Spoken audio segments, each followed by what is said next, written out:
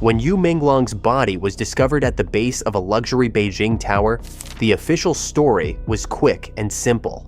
He had been drinking, he slipped, and his death was a tragic accident. But the public never bought it. A rumored farewell letter described footsteps outside his door and humiliating demands he refused to accept. A grainy peephole video allegedly showed him being escorted down a hallway, with a woman trailing behind whose phone strap looked eerily familiar. The silence of those closest to him only deepened the suspicion. Was Yu Menglong really drunk and careless? Or was he silenced because he stood in the way of something darker? Tonight on Criminal Tracks, we pull apart the stories, the rumors, and the censorship to expose why so many people insist his death was no accident. Subscribe now, because the truth might be stranger than anyone dares to admit. On the night of September 11th, 2025, the city of Beijing went to sleep as usual, unaware that within hours, one of its most recognizable faces would be gone forever. Yu Menglong, a beloved actor who had captured the hearts of millions, was found dead after falling from the Sunshine Upper East residential complex. The news spread like wildfire across Chinese social media before dawn, leaving fans devastated. But what was first reported as a sudden and tragic accident would soon take on a darker, more sinister tone. Authorities wasted no time offering their explanation. They announced Yu had been drinking heavily and had accidentally fallen to his death. It was presented as an open and shut case, a heartbreaking but simple end. Yet within minutes, questions surfaced. Fans who had followed his every move online refused to believe their idol, who had seemed healthy and vibrant, would simply stumble out of life like that. The official story felt too neat, too clean, as if it had been prepared in advance. And so, whispers began to fill the silence left behind by his death. Almost immediately, screenshots and messages began circulating online. People claimed Yu had left behind a farewell note, a letter written in desperation that revealed he had been living in fear. In this alleged letter, Yu spoke of shadows outside his apartment, footsteps that seemed to close in on him, and the crushing realization that he had been marked. He wrote about power, corruption, and his refusal to accept the hidden deals that had been offered to him. The words painted the picture of a man not reckless or drunk, but trapped in a nightmare he could not escape. The question began to spread. Was this really an accident, or had he been pushed into silence? Then came the video. At first, it was nothing more than a rumor. A neighbor in the same building claimed to have captured something through a peephole camera. The clip allegedly showed Yu being escorted down a hallway by several shadowy men. At the back trailed a woman holding up a phone. Her face was not clear, but sharp-eyed viewers claimed the strap dangling from her device matched one frequently seen in photos of actress Irene Song. The connection was explosive. Song was not only Yu's contemporary in the entertainment world, but also a name already linked to whispers of scandal. For those desperate to believe Yu's death was no accident, the idea that she had been present in the hours before he died was damning. The video itself vanished almost as quickly as it appeared, taken down from platforms within minutes. Yet fragments survived. Screenshots of the strap, blurred stills of the figures in the hallway, and captions written in a hurry by the original uploader circulated in private groups and hidden corners of the internet. "Welcome to the dark side of China," one caption read, as if the very act of posting it was a final warning. Whether the video was real or fake, no one could say for sure, but its disappearance only fueled more belief. After all, why would something innocent need to be buried so quickly? By September 12th, the official narrative was already unraveling in the public eye. Thousands of posts appeared asking the same question. Why did the police rush to declare it an accident? In most sudden deaths, an investigation would take days, sometimes weeks. Yet, Yu's case had been concluded within hours. To his fans, it felt like a performance, a script written long before the curtain fell. The story of intoxication and misfortune was treated with suspicion, while the story of silencing and betrayal began to feel uncomfortably real. Over the next few days, rumors turned into theories, and theories hardened into conviction. The farewell letter was shared endlessly, dissected line by line. The passages about being toyed with, about humiliation, about resisting corruption, were matched with the hallway footage and presented as proof. Each detail lined up too neatly to be ignored. People asked, if Yu truly was drunk and careless, how could his own words describe footsteps outside his door and threats to his life? Was it possible he knew exactly what was coming and tried to warn the world in the only way he could? The figure of Haod Song quickly became the focus. Whether fair or not, she was the woman netizens pointed to in the blurred video. The person whose strap seemed to match the one in the photo. The actress who had once shared the same spotlight as Yu. The silence from her side only deepened suspicion. While other celebrities rushed to post tributes, she remained quiet. Each day without a statement was interpreted as guilt, as if silence itself was an admission. Was she the woman in the shadows, or merely a convenient target for people's grief and anger? By September 13th and 14th, the story had already grown beyond two actors. Commentators began pointing to the bigger picture. They argued that Yu had been pulled into networks of money laundering and exploitation, that he had been forced to participate but refused. In the farewell letter, he had mentioned refusing gifts, rejecting offers, and being punished for it. To conspiracy believers, this was the heart of the tragedy. Yu was not just an unlucky young man who drank too much. He was someone who said no and paid for it with his life. On September 15th, the conspiracy had matured into something larger than even Yu himself. His death was being treated as a symbol of how dangerous it was to stand against hidden powers. Whether those powers belonged to the entertainment industry, to political families, or to shadowy figures who blurred the line between both. The narrative was the same. Yu Menglong was silenced, and the label of accident was nothing more than a mask. The neighbor's video, the farewell note, the rushed police report, all of it became fuel for a single conclusion that echoed across the internet. This was not an accident, and someone made sure of it. By September 16th, the story of Yu Menglong's death had already taken on a life of its own. The official explanation that he had fallen after drinking too much no longer satisfied anyone outside the circles of state media. His mother's statement, meant to calm the storm, did the opposite. It sounded too close to the police narrative, almost like it had been written under pressure, and fans could not accept that her grief would be expressed in such neat, measured words. Instead of easing suspicion, it poured gasoline on the fire. People began to ask themselves why a mother would echo the official line so carefully, unless she had no other choice. This was the point when conspiracy theories grew into something far larger. Commentators with millions of followers began weaving together fragments of rumor into elaborate tales of betrayal and cover-ups. The farewell note was at the center of everything. In those alleged words, Yu had written that he had been forced into laundering money for elites, that he was treated like a pawn and used for things he could not control. He described his body being abused, his soul torn apart, and his refusal to surrender to the demands placed upon him. These lines were no longer just read as a cry for help. They were seen as evidence, testimony from a man who knew he would not survive. The note became a Rosetta Stone of sorts, a document through which people tried to decode the forces behind his death. The old prince was interpreted as a political figure with immense power. The princess in Australia was tied by conspiracy theorists to high-level families rumored to have secret children abroad. Every vague phrase was linked to someone, somewhere.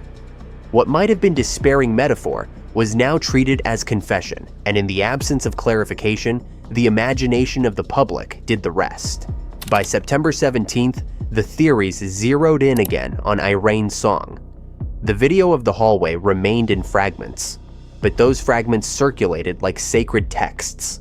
The strap detail, innocuous to some, became incriminating to others. People pulled photos from her past, zooming in on accessories and comparing them pixel by pixel. It no longer mattered whether the proof was conclusive. The act of comparing, of suggesting, of pointing out similarities became its own kind of evidence. Fans desperate for answers convinced themselves the woman in the hallway was her, and the conclusion followed naturally. If she was there, she must have played a role. The silence from Song was deafening. For days, she posted nothing. While her peers in the entertainment industry expressed condolences, shared photos of Yu, and mourned openly, she remained quiet. To many, her silence looked like guilt. If she had nothing to hide, why say nothing? If she cared about her co-star's memory, why not honor him? These questions echoed louder with each passing day. Silence in a time of mourning can be dignity, but in this storm, it was treated as evidence of complicity. Meanwhile, stories about Song's past resurfaced. Old interviews, photos from her youth, and rumors about her lifestyle in Canada were pulled into the spotlight. Some claimed she had once bragged about wild behavior, about drinking and clubbing and sleeping with dozens of men. Others pointed to her family connections in Shandong, tying her mother to local party officials and hinting at ties that could protect her. Screenshots of her mother appearing in official government reports were treated as proof of deep connections. Each scrap of information was twisted into part of the larger theory that Song was not just an actress, but an operator, a link between young stars and the powerful men who controlled their fates.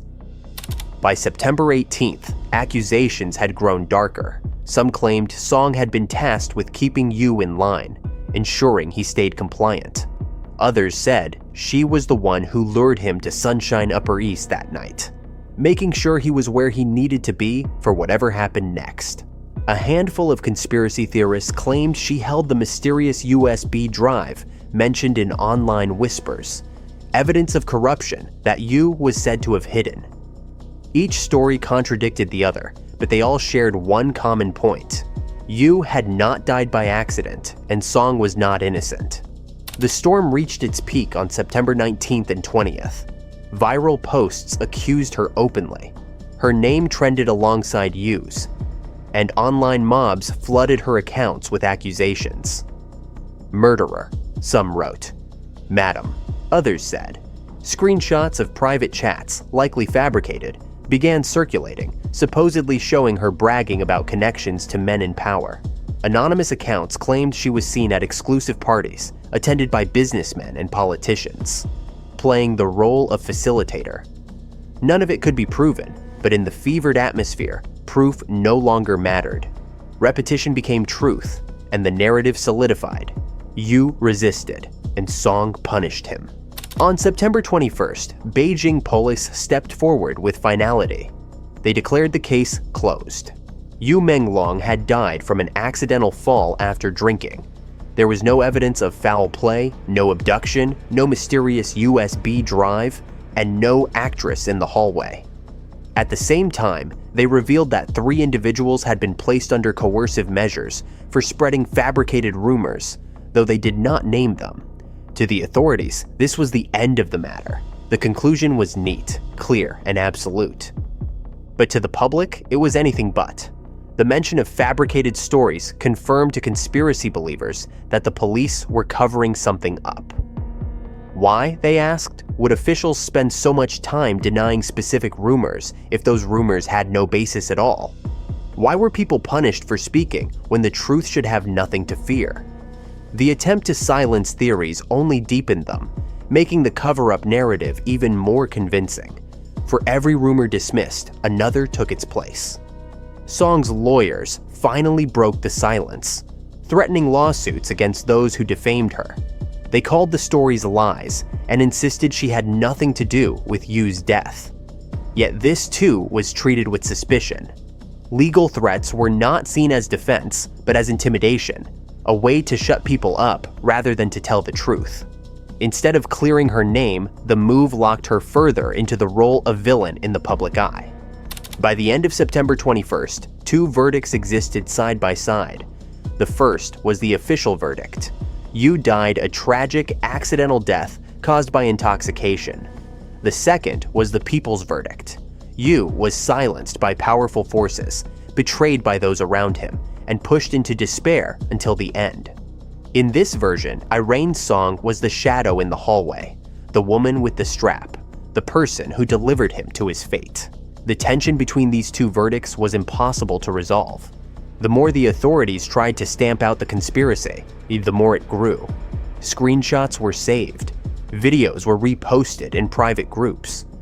Theories evolved and spread internationally, translated into English, and shared on platforms outside of China's control. The harder the official version was pushed, the more people clung to the idea that Yu's death was not an accident at all. In this storm, Yu Menglong's memory became something more than a celebrity's passing. To his fans, he became a symbol of resistance, a man who tried to say no to corruption and paid the ultimate price. To conspiracy believers, his final note was not just personal despair, but a warning to the world. To officials, he was a tragic accident, a story best closed quickly to avoid further chaos. And between these two realities, the truth of his final hours remained suspended in shadows, waiting for someone brave enough to uncover it. After September 21st, when the police announced that Yu Menglong's case was officially closed, the noise surrounding his death refused to die down. The authorities might have put a stamp on the matter, but online, the story only splintered into two competing realities. On one side stood the official narrative, polished and final. Yu had been intoxicated, he had fallen, and it was a heartbreaking accident. On the other stood the conspiracy that had already taken root. Yu had resisted something he should not have, and the people who controlled his fate had silenced him. From that day forward, every action taken by the authorities was read as confirmation of one side or the other. When posts about Yu were deleted en masse, those who believed in the accident saw it as removing harmful lies. Those who believed in foul play saw it as censorship, a desperate attempt to erase the truth. Even the announcement that 3 individuals had been detained for spreading false stories became fuel for suspicion. Why punish people if their words carried no threat? Why single out specific rumors about abduction or celebrity involvement, unless those stories were uncomfortably close to something real? In this environment, Irene Song's name became impossible to untangle from Yu's tragedy. Even though her lawyers issued legal threats, and even though she was never officially named by police, she had already been branded in the public imagination. To those who distrusted the official verdict, she was not just an actress who stayed silent, but the physical presence in the alleged peephole video. She was the woman trailing behind, the one whose phone strap matched too closely to be coincidence. No amount of denial could undo the impact of that image. At the same time, the conspiracy shifted to a larger stage. Commentators stopped focusing on Song alone and began using her as a symbol. To them, she represented the hidden machinery of the entertainment industry, the backroom deals, the exploitation of young stars, and the dangerous connections to powerful elites. Yu's alleged farewell note was repeated again and again. His words about being toyed with and humiliated presented as proof that he was crushed by forces no actor could resist. The old prince and the princess in Australia became placeholders for faceless power, and in that story, Song was the bridge that connected Yu to them. Outside of China, the story spread even faster. Screenshots of the farewell note and fragments of the peephole video circulated in private groups, translated into English and other languages. Foreign commentators picked up on it, framing Yu's death as an example of what happens when fame collides with power, in a system where transparency is scarce. Internationally, the verdict of accident carried less weight. To audiences abroad, the cover-up version felt more believable, especially when paired with the censorship happening inside China. The result was a tragic paradox. Yu Menglong's life as an actor was overshadowed by the mystery of his death. His performances, his achievements, and his charm were buried under endless arguments about whether he fell or was pushed. For Irene Song, the damage was permanent. Even without proof, even with denials, her name was locked into the conspiracy. For those who believed, she was the shadow in the hallway. For those who didn't, she was a victim of rumor, a scapegoat chosen because the public needed someone to blame.